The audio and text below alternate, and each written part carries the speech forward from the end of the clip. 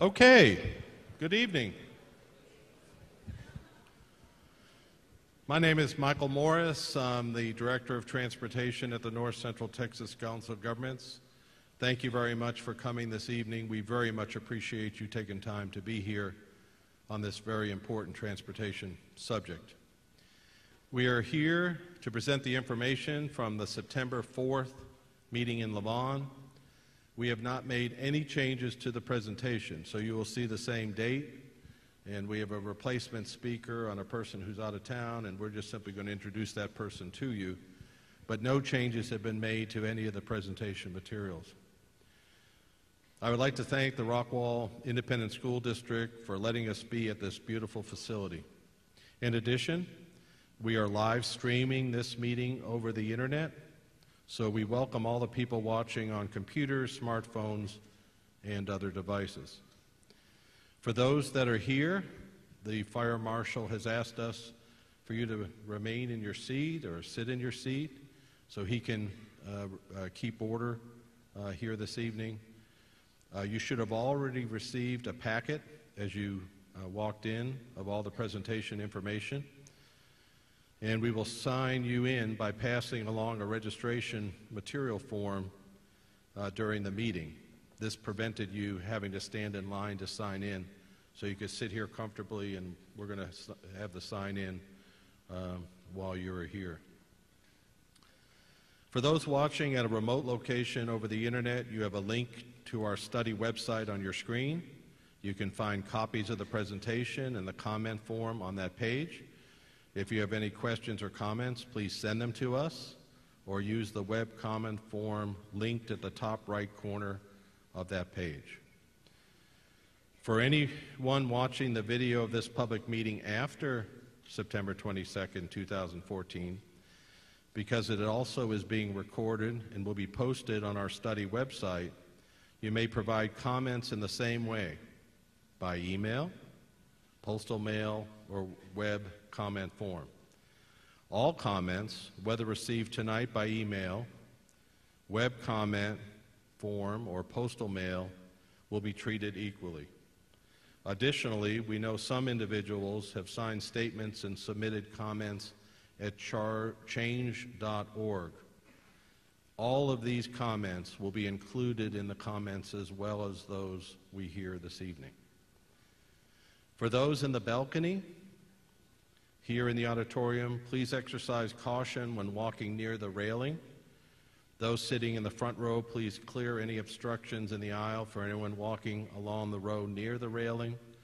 And please closely monitor any children and do not let them play near the railing in the upper auditorium. There will be two presentations tonight. The first one from our staff employed by and consultants hired by the North Central Texas Council of Governments. The second will be by the Texas Turnpike Corporation and their consultant team. We will keep these presentations brief so that we can get to your comments and questions. You can help us get through these presentations quickly by reserving your questions until the presentations are finished. We will not take any questions until we turn the agenda over to you for comments. And if you look at your materials, that's item 3 on the agenda. We want to be able to hear your questions, and we want the audience to be able to hear your concerns. So please refrain from shouting out questions at any time during the presentations. As I said, following the presentations, we will hear from you. You will be able to make an oral comment, fill out the comment response form, and or fill out a survey that will be handed to you. Any or all 3 are acceptable to us. If you make an oral comment, we ask that you hand the comment form to the staff person at the microphone following your statement. So we've received about 20 forms so far. We will read those names since you gave us the form already. But to help expedite comments for this size of meeting, we will just have you go directly to the microphone, give us your comments, and then hand your comment form to the staff. But if you already gave it to us, we'll go ahead and read your name and you'll go first. But please, if you haven't given us your form yet, hold on to it, and we have 6 stations for you to give us your comments.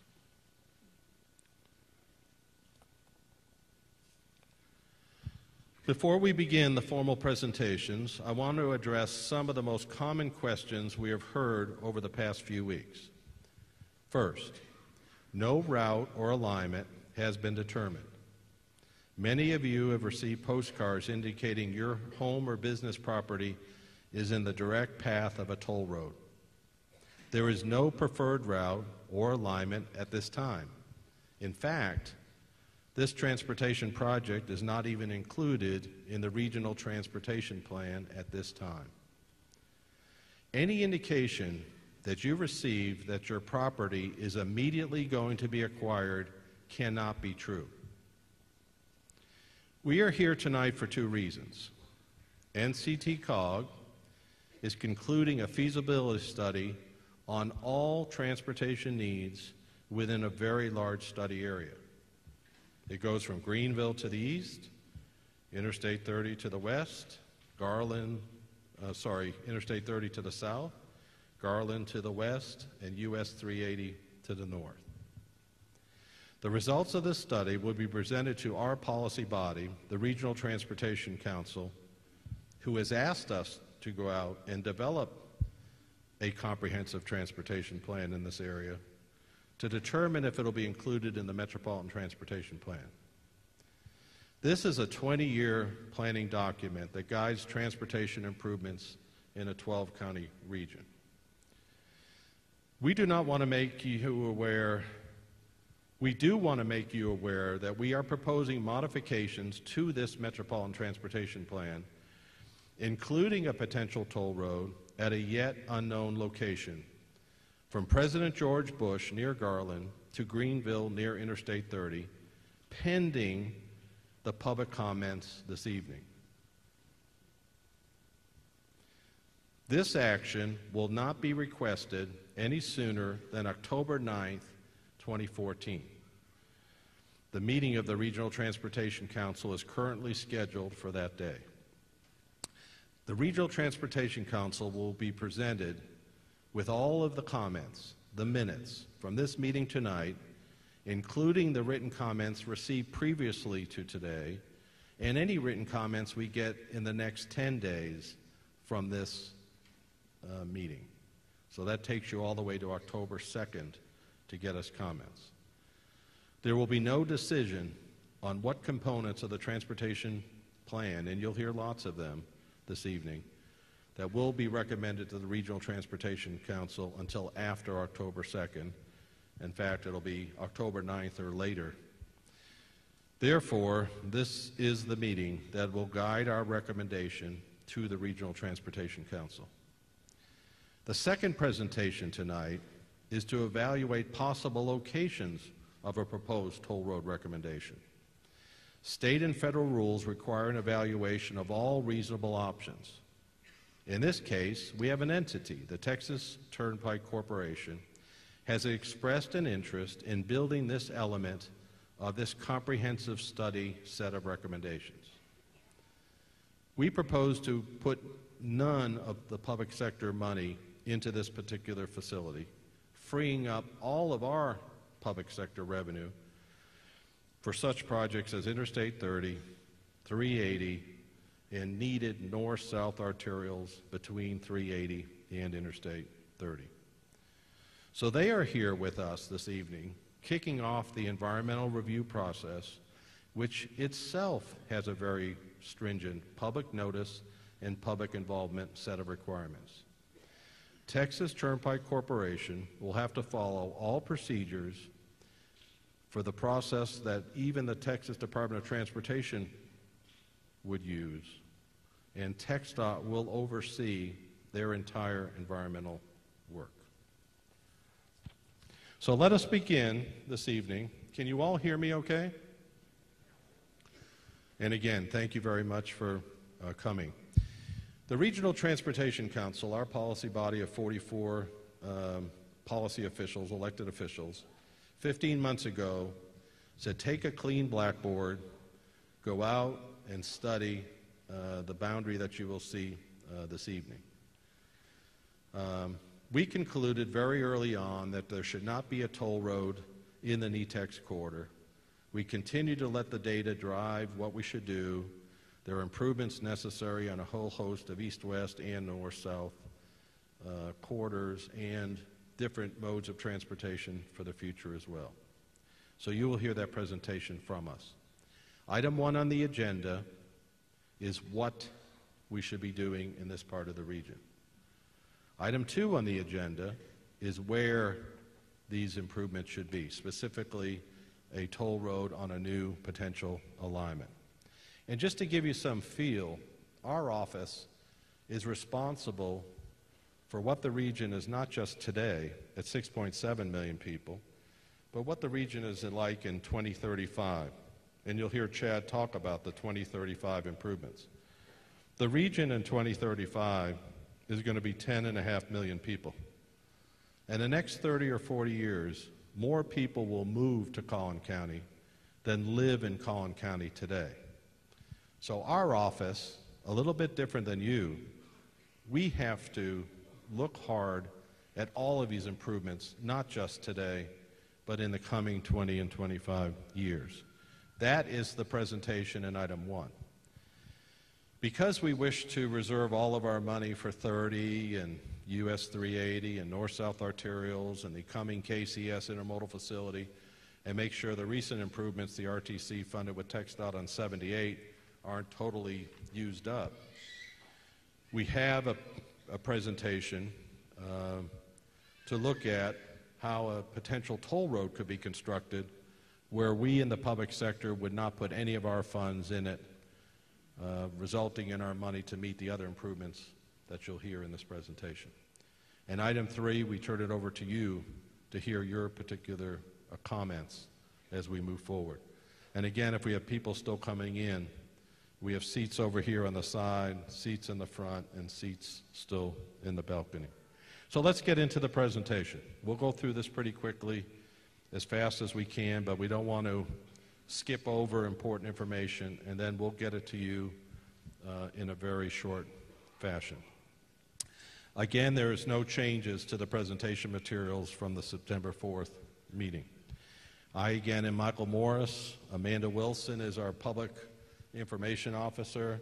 I want to take a moment and thank Amanda, who has worked 10 to 12 hours a day since September 4th in preparing for our meeting today. So Amanda, thank you very much for all those arrangements. Martin Malloy is here. Matt Craig is out of town, so couldn't be here this evening. So Martin, thank you very much for being here in Matt's slot. And Chad, a member of our staff, is here to talk about these transportation improvements and next steps.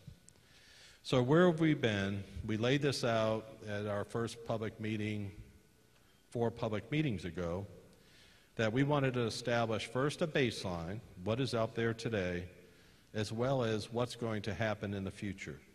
So you can see, for example, critical constraints, the barriers that affect the transportation system on Interstate 30, 66, 78, and 380.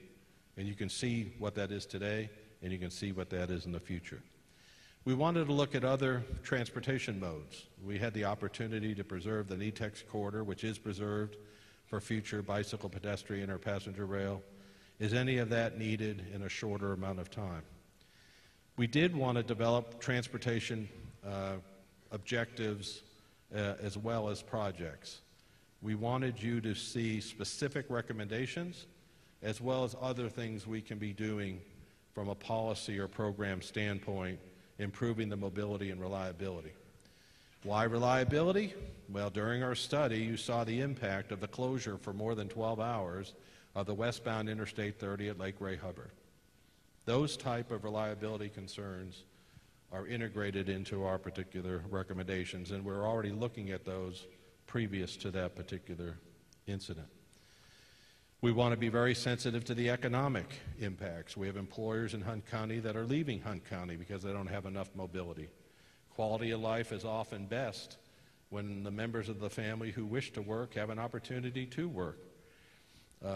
Garland can go on for some time very nicely with regard to the impact that that truck incident had with regard to the just-in-time delivery of manufacturing or lack thereof in Garland on that particular day. Sensitivity to the environment as well as social impacts are very important to what's out there today as well into the future. And we wanted to identify early phases of implementation. We don't want to take a public through a planning process and say, okay, the next thing we'll be able to do is 12 years from now. We wanted a specific set of signal or intersection or other improvements that we can bring, like the interchange improvements we're bringing in the Rockwell County area. And we wanted to develop a transportation improvement program for the entire corridor, for the area at Greenville to the east, Interstate 30 to the west, south, Garland on the west, and US 380 on the north. This is where we have been, our major milestones that we have presented on other occasions. We are at our final recommendations, which you will hear this evening. And again, thank you very much to take the time out to hear these particular recommendations. Before we get into them, Amanda will highlight the public involvement efforts to date, and I hope she sneaks in a couple of the things that she did to get us here this evening. So Amanda, we turn it over to you. Thank you, Michael. Again, my name is Amanda Wilson. I'm the Public Information Officer for the North Central Texas Council of Governments. So on my first slide here, I really just want to quickly cover our public involvement efforts to date that we've had on our feasibility study and talk about some of the outcomes from the comments that we've heard. First, I want to thank you for coming this evening. I know some of you have been with us for our entire study, but many are new faces here, and we really hope to get you the information that you need here tonight. This slide shows the breadth of our public involvement activities over the last 15 months, and my next slides will detail all of that information. So we have done 4 newsletters, and these have served as both a notice for our public meeting and also to provide the public updates on how our study is going so far. We've had an extensive contact list of over 10,000 individuals, and we've also used a project website and social media, and we've also distributed copies at places like public libraries, city halls, county courthouses, and area stores and restaurants that we were able to talk to the managers and have them provide that information. So this is our 5th public meeting tonight, which our 5th would have been on September 4th, but we're providing the exact same information here for you tonight, so we'll consider this our 5th public meeting. We've also had 1 telephone town hall that we used when we had a longer break between public meetings so that we could keep people informed of our study progress. And we've also made presentations to groups that have made those requests. So for the rest of my slides, we've pulled together the most common feedback that we've received through about August and how that's been addressed in our study. All of these slides are in your packet, so I'm not going to go through all of my slides. I will just highlight a few of the key examples. So on this slide, one of the first things we did is our study area started out really centered around that NETEX corridor. But what we did is after we heard that we had too small of a study area is we did expand that area as Michael has shown. And the next slide will show how we expanded it down to I-30 on the south and 380 on the north. So moving to the next slide, that was one of the early things we heard was related to that NETEX corridor is that we did not want a facility, either highway or tollway, on that NETEX corridor. So our evaluation did show that the NETEX right-of-way was not suitable for a new highway facility, and we've recommended preserving that for the right-of-way for rail, bicycle, and pedestrian uses. I'll go quickly through the next couple of slides. I think you'll hear from Martin that we heard about needing transit, either rail or bus in the area, and you'll hear Martin talk about the recommendations for that, as well as bicycle and pedestrian facilities. On the next slide, we did hear a lot of information about bridges and lakes crossings. So I think you'll hear again from Martin, and then how we've addressed that comment. On the next slide, we also heard about improvements needed to existing roads. Again, I think we agree there, and Martin will go over some of those recommendations on either I-30 or existing arterials. The next slide, we'll talk about one of the big comments we heard is that the region has too many toll roads and that roads should be built with public funding. I think in general, our policy board, the Regional Transportation Council, agrees with that. We have had positions at that policy board for the last 20 years to increase those traditional revenue sources so that we don't have to rely as much on toll roads. But the fact is that the gas tax has not been raised either at the federal or the state level since 1993. We've combined that with higher fuel efficiency of our vehicles, and that has resulted in a loss of purchasing power that you'll see in the table to the right. At the same time, our region has experienced incredible growth. 1 million people every 10 years since 1960. So our policy board has had to try to come up with innovative ways to address that growth and provide mobility and reliability. So we've looked to tolled facilities, regional partnerships with agencies like NTTA, and public-private partnerships. So with this background on how our public comments have influenced our study up to this time, I'll turn it over to Martin Malloy. Michael has an announcement. Amanda asked me to make an announcement, then she hands the microphone to Martin. First, two, quickly. If people are still coming, we still have plenty of seats in this middle section, so staff can guide them in this particular direction. And second, I think there's a group passing a form down for you to sign opposed to something. That's fine. We have no problem with it. But if you please sign our registration form, then whenever we have meetings in the future, we'll be able to get you a direct invitation to any of those particular meetings, and you'll see a COG logo on that. So please give us your information, so if we ever want to meet again, we will contact you directly if you sign in on that particular sheet. Martin, I'm sorry. Michael, thank you. My name is Martin Malloy. My company name is Half Associates. We are a consulting engineering firm. I represent a consulting team that worked on this project and worked for COG and developed the ideas for improving mobility in the corridor. We used this slide as our work plan. There were 9 strategies on this slide. We've provided updates, including last May at the public meeting, on where we were with this work plan. It is ideas to improve mobility. It starts with a baseline condition and goes all the way up to new location routes as ideas to provide mobility. The baseline condition, go ahead, which is on the next slide. I want to just spend a minute on this just to clarify it. We assume all the existing roads and rail and things that are in the corridor stay in place.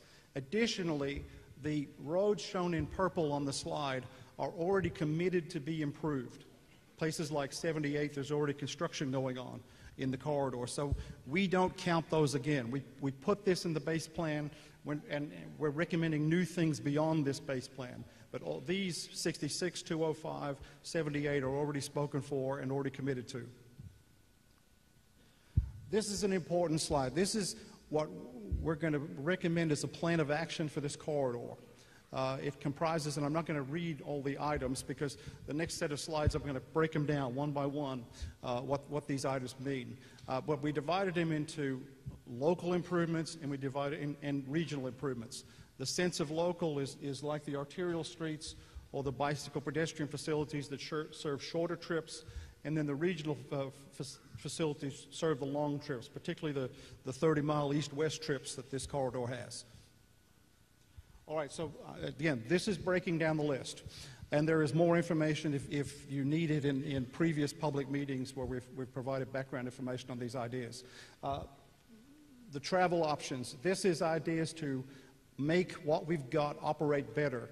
And so the green lines on this slide are coordinating signals so that they operate better in peak hours.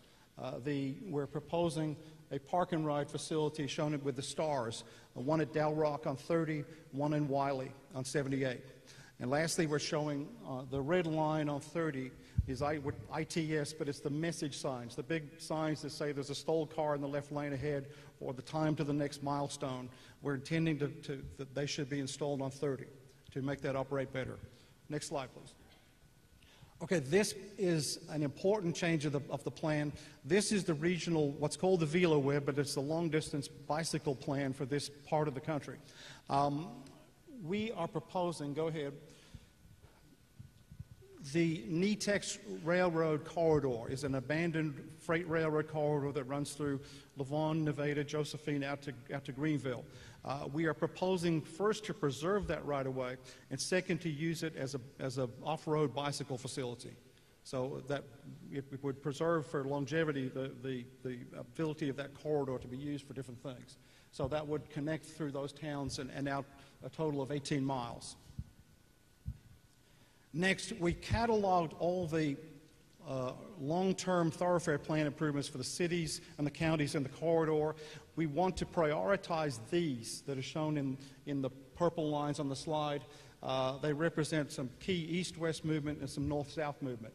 For north-south, for instance, 1570 over towards Greenville, towards the center of the slide, we're suggesting that a frontage road be built to preserve right-of-way for the Conlon County Outer Loop. And then for east-west includes number 3 up there, which is FM6. Go ahead. The last, I think, of the smaller improvements is spot fixes to I-30. We are suggesting in the area of Rockwall to make some slight changes to ramping, to add some auxiliary lanes, to do some restriping, to try to squeeze more capacity and resolve some conflict areas.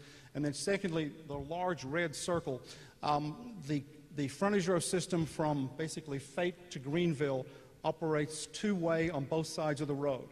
And we're, as a safety improvement, we're proposing they be converted to one-way in both directions, which is more expected in an urban environment.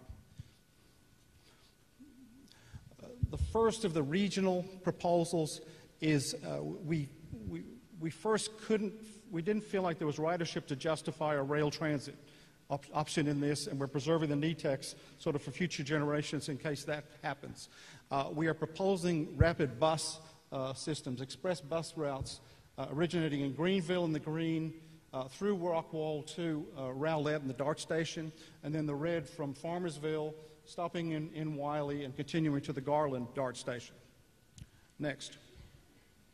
We considered several options for I-30. The critical area of I-30 is the bridge crossings of the lake where it backs up significantly. We developed an idea to try to do a managed lane all the way to Greenville. It wasn't justified. The traffic wasn't demanding it out that far. We're proposing a managed lane down the center of I-30 starting in Fate, and it would be one lane in each direction starting in Fate, so heading west. As it gets to Rockwall, it would pick up a second set of lanes and go across the Lake Ray Hubbard Bridge as a 4-lane facility, 2 lanes west, 2 lanes east. The last of the proposals is the idea of a new freeway or tollway through the corridor. I will say the demographic growth is pretty strong in the area of Lavon, Nevada, Josephine, up in that area, the Collin County area east of the lakes, and we had a pretty heavy traffic demand, particularly up in that area. So we're programming this corridor. Go ahead. We We looked at multiple routes, and I know this has been distributed. Just to convince ourselves there were routes in the corridor available to us. We are not using the NETEX route, as Michael said, and we're not really taking a position on where the route might be in the corridor. We do, however, want to just visit a little bit on the east and west terminus. Go ahead. And the next slide is going to zoom in on the western terminus. This is at George Bush Turnpike. We would like to directly connect to George Bush Turnpike. We considered routes along Merritt and Pleasant Valley, and also along the Garner landfill. We think the landfill route is the better of the choices in that location. Okay, and then I'm going to go to the east. This is the outskirts of Greenville. We looked at a number of connections into Greenville, particularly up in the north towards 380, towards 66, and then into 69. We were concerned about overloading 69 if we connect up there. And fairly late in the development, we focused in on 30, and where we think a connection to 30 on the southwesterly edge of Greenville is the better of the options for that terminus of that. So that's where we're suggesting it might be. This is my last slide. It is basically the same as the list of 7 things that I gave about 10 slides back, but it's showing it on a single map. Our intent is to try to wrap up our study is programmatic in nature. We're trying to wrap up the study towards the end of this year, and then Chad and the COG staff will have certain roles in developing these ideas into action plans in the regional plan. And with that, I'm going to introduce Chad McEwen. Good evening. My name is Chad McCowan. I'm a project manager for the Blacklands Corridor Feasibility Study at the Council of Governments. I'm going to cover our feasibility study timeline and next steps this evening. So you see here on this first slide, this is our timeline, and the blue bar at the top of our timeline here indicates our agency's feasibility study. As Amanda indicated, we began our study in 2013, and that's continued through the present time up through expected to be wrapped up by the end of this year, when we will have all of our recommendations from our feasibility study and a final report detailing those recommendations. And you'll notice that the blue bar continues into the future.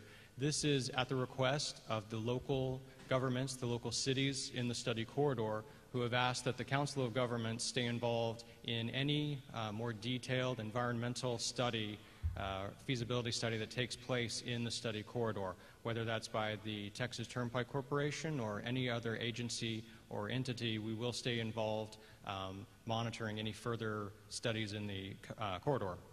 The other bars on the timeline here represent elements of the Texas Turnpike Corporation's environmental study and public involvement efforts, and I'm going to let them cover that in more detail in their presentation momentarily. Next slide, please. So we are also currently working on an amendment to the Dallas-Fort Worth region's long-range transportation plan. As Michael indicated, our plan looks at growth and population growth and traffic growth out to the year 2035. And occasionally we need to amend this plan due to new or modified projects that have come about since the plan was last adopted. So that's why we're in the middle of doing amendments to that right now. These amendments allow these new or modified projects to continue in the environmental study process and move towards environmental clearance. Being included in the plan does not confer or require approval for these projects. It merely allows them to continue to advance in the environmental study development process. Among the recommendations that we are proposing at the moment to include in this amendment includes a proposed toll road, the proposed Blacklands toll road between, as Michael indicated, the President George Bush Turnpike on the west to I-30 near Greenville, as well as a widening of FM 1570 in the study corridor. And again, to reiterate the point here, at the request of the local governments, our resolution that we will take to the Regional Transportation Council will include a section that notes that NCT-COG will still be involved and monitor any continuing environmental study in the study corridor. Once we complete our amendment to the Metropolitan Transportation Plan, we will begin to look at our next wholesale new long-range transportation plan, which will look out to the year 2040. That'll be Mobility 2040. When we develop this plan, we will evaluate all of the plans and projects which are in the Dallas-Fort Worth region's long-range transportation plan. So at that point, we will review all of the projects, all of the recommendations that Martin just detailed. Those will all be evaluated for potential inclusion in this long-range plan. So that includes, as we note here, Interstate 30 improvements, new or expanded arterials, transit, and preservation of the NETEX right-of-way for other uses. As I noted before, we anticipate adoption of the amendment to the Metropolitan Transportation Plan later this fall. After that point, we will begin working on Mobility 2040 with an expected adoption of that in early 2016. The next slide, I believe we have Council of Governments contact information for our presentation. Chad, thank you very much. That finishes Agenda 1. Neil, we turn it over to you. I think that microphone they can turn on. And please kick us off on Agenda Item number 2. Thank you, sir. Sure. Yeah, it is on. Thanks. Thanks, Michael. I'd like to thank the Council of Government staff for putting this meeting together, and for all of you for coming out to hear this presentation, some of you for the second time, and giving us an opportunity to introduce you to the Northeast Gateway project. I also look forward to the public comment portion. I know we didn't get to that last time, and I'm assured that we will this time. We look forward to your comments and questions. It's important to note that this is the last meeting, as the COG staff stated, of their feasibility study. However, it's the first of several public meetings that we'll be hosting for the Northeast Gateway Toll Road project. So we want to get all your information and make sure you know when those meetings come up so we can keep you informed of project updates. I also want to make sure that you're aware that we have a project website called www.texasnortheastgateway.com. On that website, you can find this presentation. You can find all of our handout materials. We've developed a great frequently asked questions. A lot of the questions we've been hearing from you, we've been formulating responses and putting it on the website for you to be able to go there and see those. So hopefully you'll be able to visit that. And also you can enter your name and stay on the list for updates, project updates, meeting updates. I also want to mention that we've set up a series of smaller, more localized community gatherings. They're going to be occurring over the next few weeks. We've got handouts in the back on your way out, as well as on our website. We're going to host them at some local hotels around the project area. It's going to be an opportunity for you to come out. It's come and go, meet the project staff, ask questions, voice your concerns, and make sure you're heard. So as some of you already know, I'm Neil Barker. I'm a shareholder and a board member of Texas Turnpike Corporation, who is developing the Northeast Gateway project. Our other principals who are here tonight are Steve McCullough and John Crew, and they're here somewhere. They should have been visiting beforehand and meeting some of you, and I hope you had a chance. They'll be here after the meeting also. I also want to introduce Eric Painter. Eric Painter is here. He's our general manager, and he was out before the meeting. He'll be after the meeting. We have a couple tables. We're going to be handing out some of our fact sheets and information and answering questions after the meeting. I feel the need to apologize. I'm not a professional public speaker. Most of you could tell that already, especially if you've already seen me speak before. But I've been working on this project integrally. In our company, I know it the best, and so I want to be here to introduce you to it and to speak, and especially to answer questions. So hopefully you appreciate that, and you'll bear with me. I talk naturally kind of fast, and I'm going to try and slow it down. Formed in 1991, our company is committed to helping Texans get where they're going faster and more efficiently. To answer a question that I understand many people have, all of our principals and our investors are Texans. We're all from here. We live here. There's no foreign investment, and at this time, there's not even any out-of-state investment in our company or in this project. Collectively, the principals of the corporation have been involved in many of Texas' largest infrastructure roadway projects. So we've been around roadway infrastructure for a while. in order to understand who we are, I think it's important to note who we're not. A lot of people understand a lot of governmental organizations and toll road arrangements that are out there. I want to make sure you understand that we're not government. We don't collect taxes. We don't have any authority to collect taxes. We pay taxes.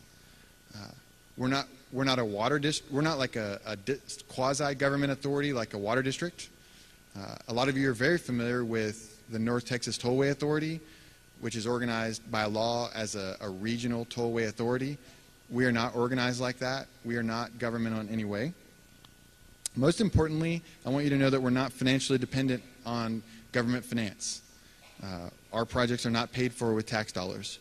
We are also not, I've heard this concern, we're not a public-private partnership or a comprehensive development agreement. Those P3s and CDAs that you've heard of, which are great tools, I think, are used in other places in the state to do transportation projects. Those are not related to us in any way. We're also not a foreign-owned company. As I stated before, we're all Texans, local Texans that are funding the company and that own the company. Texas Turnpike Corp. is a free market solution to our state's transportation challenges. We do work with government agencies to ensure compliance. However, we use private dollars to address transportation challenges, and as such, we consider ourselves a free market solution to today's transportation challenges. The next slide. We have several priorities as we develop this project. Fiscal responsibility, public safety, and environmental stewardship are of tantamount importance to us. It's core to our business plan. The laws and regulations that govern what we do in the Transportation Code and Administrative Code, which are in your presentations, ensure that we maintain high standards in this area. We desire to be good neighbors. It's part of our overriding principle through the Administrative Code that we do get public involvement on all of our entire process. And so I hope you know that that's why we're here. We want your feedback on the project, on the routes, on everything we're going to show you tonight. We're going to be able to show you some more information and give you some future places to get that information also. So besides this meeting, I mentioned several smaller community gatherings we're going to be having.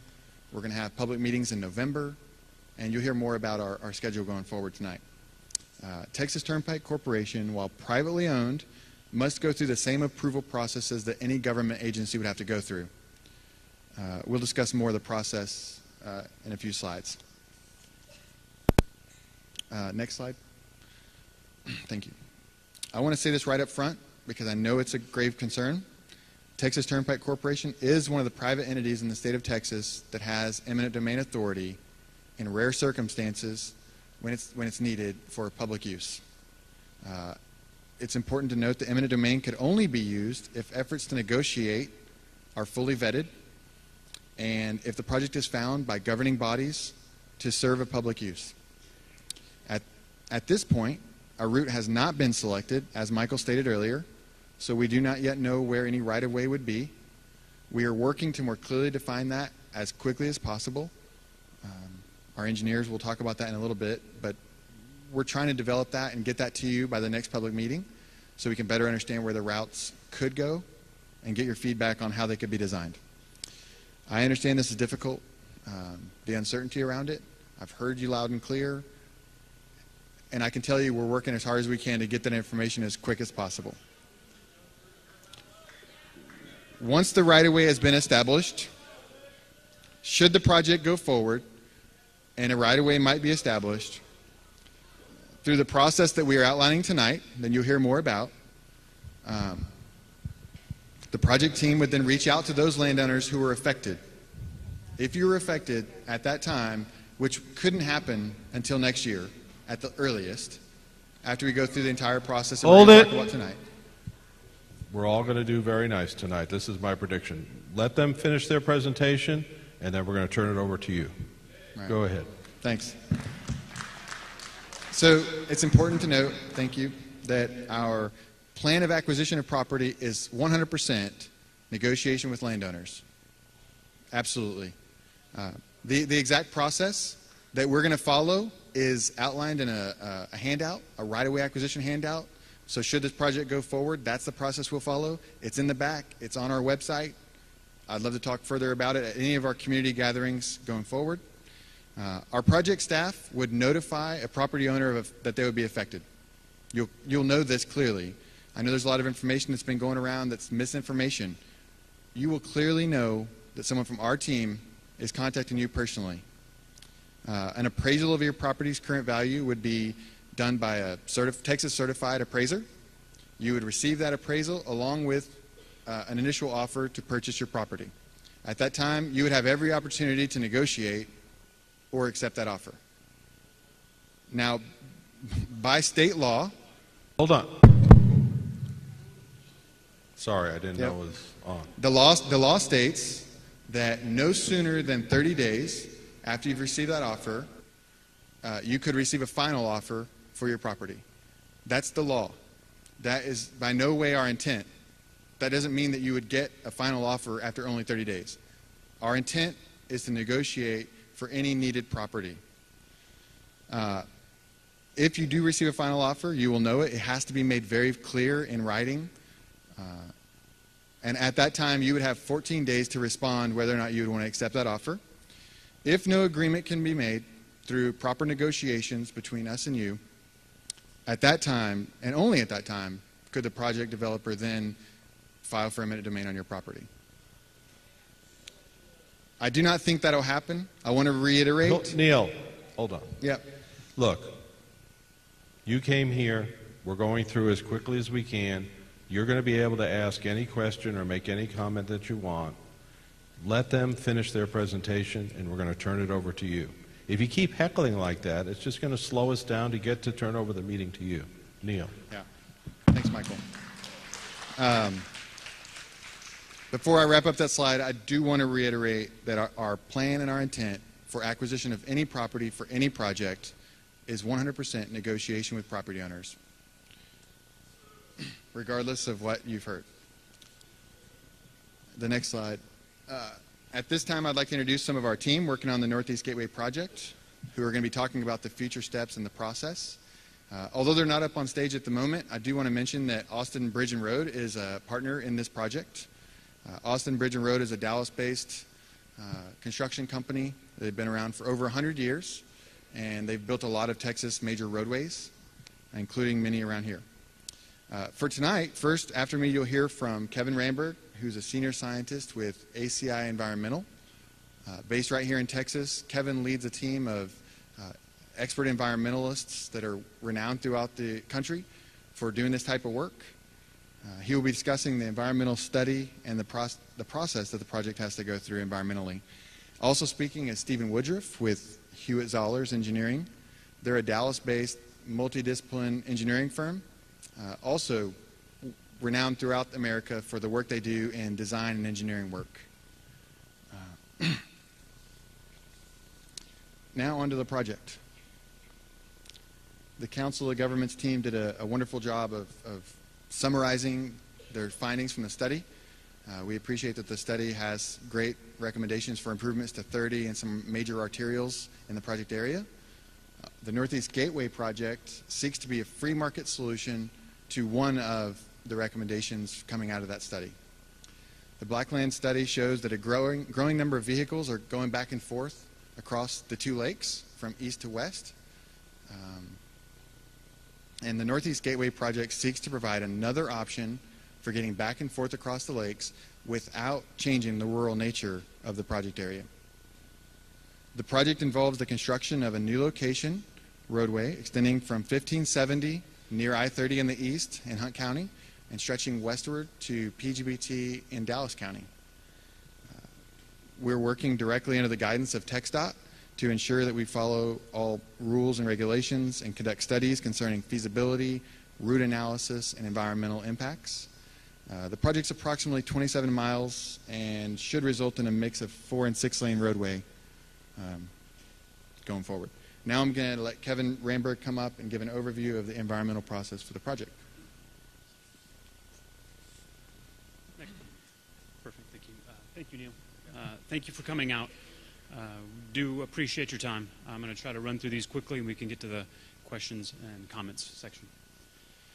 The purpose and need has been laid out by the Blacklands Corridor Feasibility Study, but really the purpose and need is tied to the declining mobility within the study area. Can everyone hear me in the back? Okay. Can you hear me now? Okay. I'm trying not to. Okay. So the need has been defined by the Blacklands Feasibility Study related to the declining accessibility and mobility east-west across the corridor. I'm not going to go into all the details of the slide, but one thing to note is in the lower section, the feasibility study of the 2035 plan notes a 95 or 91% increase in growth on the east side of the lakes and a 50% increase in population growth on the west side of the lakes by 2035. So, as was noted earlier, people are moving to Collin County and the general area. Next slide, please.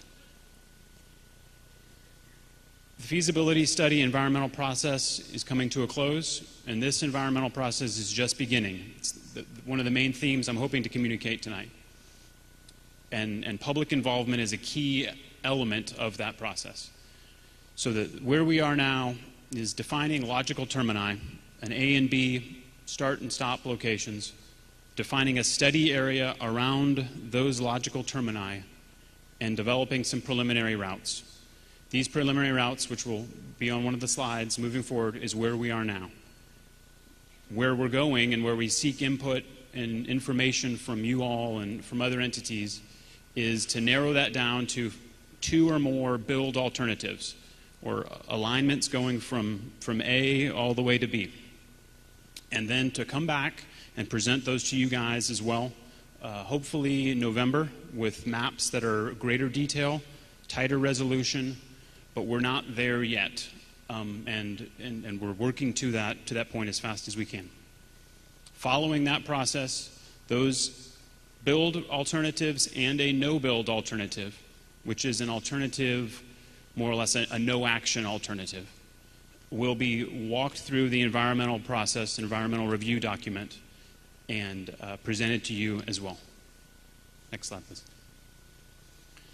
So the different things that we'll be comparing in that environmental review and the environmental review document are a lot of these elements, from homes within the right-of-way, businesses, schools, churches, other places of worship, cemeteries. We received a comment last week on a family cemetery that we're trying to locate. So if you know of any of these kinds of elements, this is the type of thing that's very helpful for our team in developing environmental constraints across the preliminary routes. Next slide, please. At this point, I'm going to turn it over to Steve Woodruff to discuss the logical termini. Thank you, Kevin. And thanks to all of you in attendance tonight. We welcome your feedback and look forward to answering your questions. My name is Steve Woodruff. I work for Hewitt Zollers. We are a Dallas-based engineering firm. We've been around since 1972. We've been retained by the Texas Turnpike Corporation to do the preliminary engineering for this project. Tonight I'm going to talk to you about the logical termini, the point A and the point B of this proposed roadway facility. I'll also talk to you about our study area and the preliminary routes as well. On this slide here, you can see the study area as defined by the Council of Governments in their feasibility study. It is the black dotted line. You can see that it's bordered on the south by Interstate 30, on the east end on Greenville, the west end, President George Bush Turnpike, and on the north by Highway 380. The first part of this process is to determine the point A and the point B. Where is the roadway going to go from and to? So our team, in conjunction with the Council of Governments and the Department of Transportation, looked at 5 different potential locations on the eastern end. Those include, if you could click forward, please, US 380, US 69 in Greenville, State Highway 66, the proposed extension of FM 1570 on the western side of Greenville, and finally, ultimately, our team, in conjunction with the Council of Governments, determined that existing FM 1570 near Interstate 30 was the most logical choice for the point A of the project. Then for point B on the western end, where would the roadway go to, we looked at 3 different locations at the President George Bush Turnpike. The first one was the Merritt North intersection. Next one, as we mentioned before, was Pleasant Valley near the Turnpike. And ultimately we decided that a point midway between Merritt North and Merritt South was the best place, the cleanest place to connect with the George Bush Turnpike. As you can see, if you could please click forward to the next slide. This red line here, after we've determined point A and point B, our team refines the study area to better define the specific environment with which we would conduct a more detailed analysis. So on this slide you can see that study area here, it's the red solid line. You can see that the NETEX right-of-way is not included in the study area, in our refined study area. Likewise, State Highway 78 as a western terminus is not included within this study area. So if you could please click forward to the next slide. So the next part in the study is to talk about how we're going to get from point A to point B. To do so from an engineering perspective, we have to consider the major transportation facilities that are in this refined study area. We look first, those major transportation facilities include State Highway 66, the proposed Collin County Outer Loop, and State Highway 205. These 3 major existing facilities, and proposed in the case of the Collin County Outer Loop, divide the study area into 4 segments. We've labeled those as A, B, C, and D, starting on the east and heading toward the west. So segment A, we're talking, goes from FM 1570 near I-30 over to 66. Likewise, segment B goes from 66 over to the proposed Collin County Outer Loop. C and D are then divided by State Highway 205.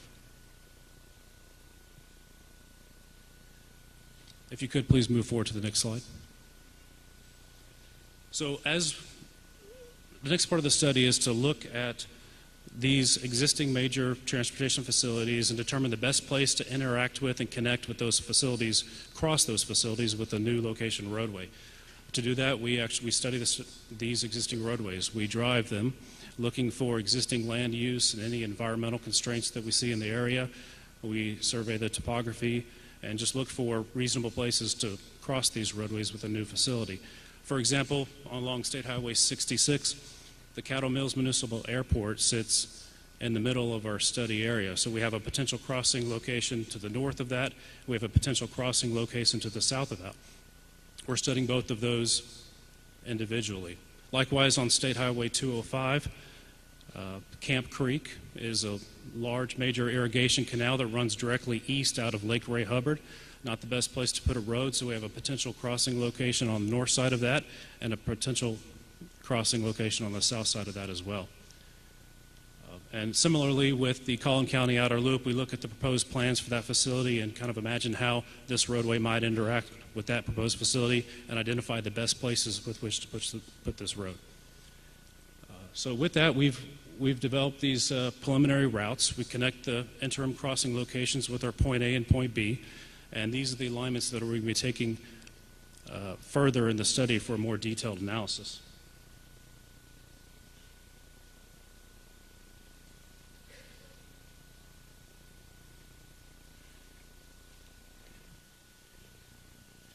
As you can see on this final slide here, we've got 3 potential routes in segment A. We've got 6 potential routes in segment B, 4 potential routes in segment C, and 3 potential routes in segment D as well. Another key element to the route selection, though, is public feedback. So we look forward to your comments tonight as well. And at that point, I'll hand it back to Kevin to discuss our study timeline.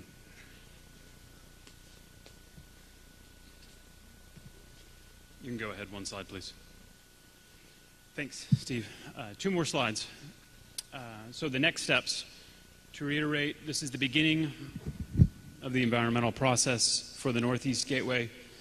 These are the preliminary routes that we have now. These are very high-level, 400-foot lines on a map.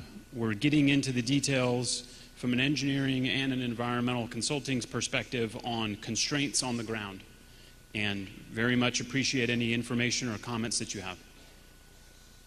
The next step will be to drill down to 2 or more build alternatives and a no build, and come back with some maps that are tighter resolution, zoomed in more, that you can see in greater detail because we've done more detailed work.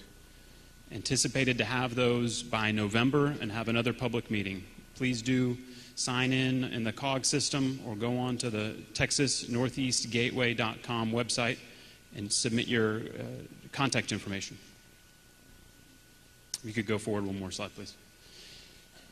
So from left to right, we're in the September 4th meeting right now. This is part 2 of that meeting. Another public meeting in November where we hope to have tighter resolution maps that you can look at of the build alternatives. And then that will be walked through the environmental document, which will be presented to you again at a public hearing, a draft environmental assessment, and then following additional public comment during that period, that document will be finalized and then would be presented to the Texas Transportation Commission for approval next year. Next slide, please. Okay. So this is the last slide of the presentation. Please do go to the website if you're looking for more information or would like to submit comments. Otherwise, you can also email info@TexasNortheastGateway.com. And we'll turn it back to Michael Morris. Thank you, sir. Appreciate your presentation. We have now finished agenda item 2.